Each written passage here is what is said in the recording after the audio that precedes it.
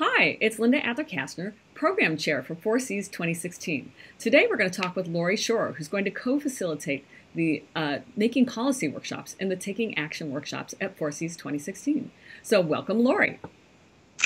Welcome to you too, here in my office. Excellent, thanks. So tell us a little about yourself. What brought you to this work and what makes you so passionate about it? Yeah, it's been a strange trip. I received my PhD at Pitt, working with Dave Bartholomew and all of those folks doing composition work and teaching and doing ways of reading and all of those good composition-y sort of things.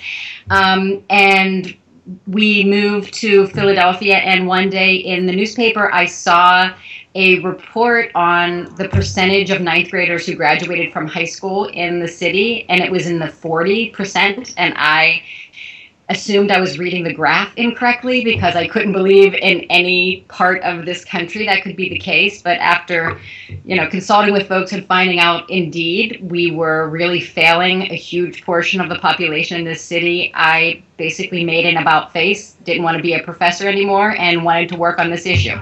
So it's a real sort of, it was a real epiphany, I guess I would say. And really I've been working on that issue ever since, both at the worked in the provost office at Temple University for a long time because it was the largest university in North Philly that was working in this area. Then worked at the state in the Department of Education on this work and some other in higher ed.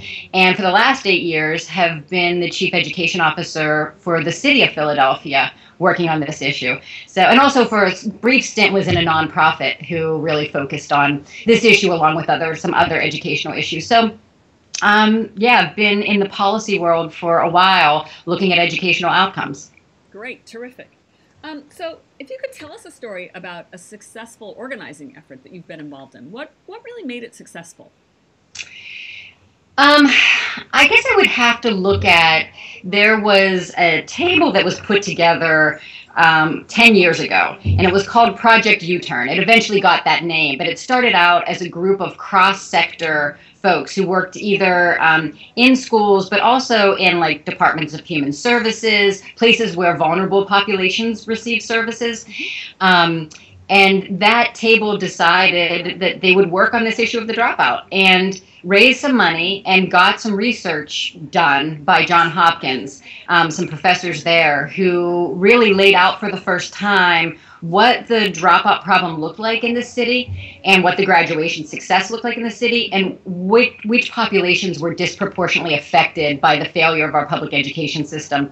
And that work through Project U-Turn has really been successful. And I'll tell you one of the success stories out of it, but what we found, the Johns Hopkins researchers really looked at segments of the population that weren't being successful and found out that our students who are either they or their family are involved in Department of Human Services in some ways, or in the juvenile justice system, or in substance abuse programs, or they're pregnant or parenting teens, had tremendously bad outcomes. Mm-hmm. And so we decided once I got into office with the mayor here, we actually controlled those sectors. Like, what could we do to make sure that those kids had better outcomes? And so we did all sorts of really sexy things, like we changed forms so that the forms asked the social worker to be in touch with the school and to be able to know how many days the child had attended. So really sexy, high-level policy things, right?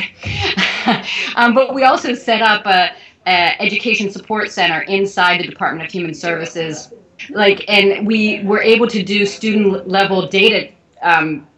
We were able to send it across from the schools to juvenile justice, to the Department of Human Services, and figure out every child who was off track for graduating. Did they have a social worker? How could we make sure that we were surrounding them with the support that they needed? And so we have made double-digit, in some places doubled the outcomes for students, particularly in DHS and juvenile justice, in terms of their educational success. And this was a very grassroots effort. It started very grassroots, but it had some good researchers behind it. Wow. And we just, in fact, did our 10-year update just about a couple weeks ago. So, wow, that's super cool. Okay, So what principles lead you to be an effective organizers? And what principles do you think that folks need to really keep in mind in order for them to be effective? I think many people have the idea that policy is this big monolithic thing that happens in DC or in your state capital. And I would say by the time people in those two places are having the conversation, the terms of the debate have been decided, and impacting it becomes way more difficult and way more public and contentious, and all of the things that make it difficult to have real conversations about issues.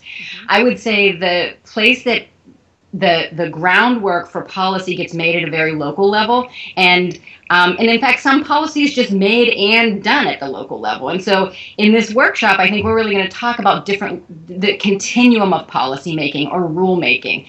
And given your issue, where would you be most interested in interceding? So for me, some of the principles are: you have to know what you're talking about when you want to get involved in a policy conversation, like really involved, and you want to really push a conversation in a certain direction. You should know what you're talking about. Like, having a passion is great, but an informed passion, you can be successful.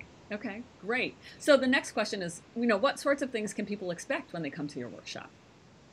I think we're going to start with a conversation about just basically where policy gets made in different areas. I think it's that sort of big rule making. How does that happen, and how do you impact it? Then we're going to talk a little bit about examples of policy making that happens very close to your home, and how that is, I would say, just as important, sometimes more important to get involved in than picketing at your state capitol. You can do both, and you should do both, but setting the terms of the debate is very important. And I think researchers and folks who are at universities have a unique ability to impact that. So we're going to start there, and then we're hoping that some people will come with issues that they're interested in and that they want to have an impact on, and we're going to basically dig deeply into where are the pressure points to impact that debate, both in the formative stages and, if you're getting involved in something that's already happening, how do you impact it there at the federal, state, and local level? Great. So it sounds like it would be useful for folks to come to the workshop with sort of issues they're concerned about or questions they have. What other things that would be useful for them to bring with them to the workshop? I think that coming with your issue, understanding your issue. I think if people come and we'll work them in. So don't shy away from the workshop if you're not already a super organizer with a lot of interest in a particular area. We're going to work with folks, in that capacity too. But I think mostly coming with, if they've done some organizing, bring that.